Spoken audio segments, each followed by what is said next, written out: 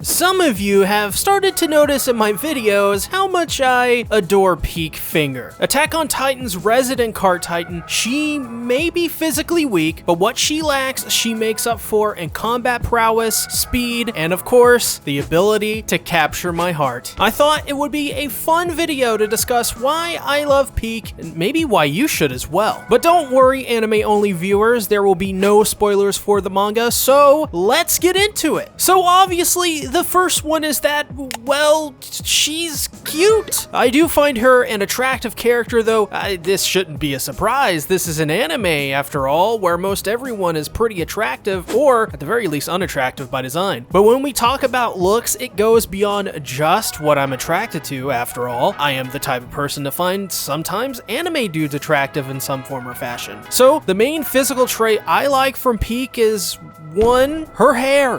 When it comes to designing memorable anime characters, oftentimes it's a matter of how good their hair designs are. I like the I just got out of bed and my hair is all messy look from Pieck a lot. And what's interesting is that this usually means the character is more lackadaisically lazy, but Pieck is nothing of the sort. To complete her look, she has a more defined, rounded nose typical of an Eldian from Marley, captivating deadpan eyes, and the facial expression to match. Plus, her outfit is very unassuming, not very flashy. I get the idea she doesn't care at all about her looks. Once again, that's surprising because Pieck is nothing like that in reality. Because Pieck, while having a more carefree attitude, is one of the best soldiers Marley has at their disposal. One would think that the cart titan wouldn't be that much of an asset or even a liability in most instances. But instead, Pieck is the kind of gal to accentuate her positives and minimize her weaknesses. Instead of fighting in a head-on scenario because of her physical weakness, she instead hangs back and acts as support. After the declaration of war, Pieck was handling the Survey Corps, which is an extremely important task as it's well established that the Survey Corps are extremely dangerous due to their 3DO gear and training to take out Titans, especially Titan shifters. Without Pieck in this scenario, Porco and Reiner would have been swarmed and been at even a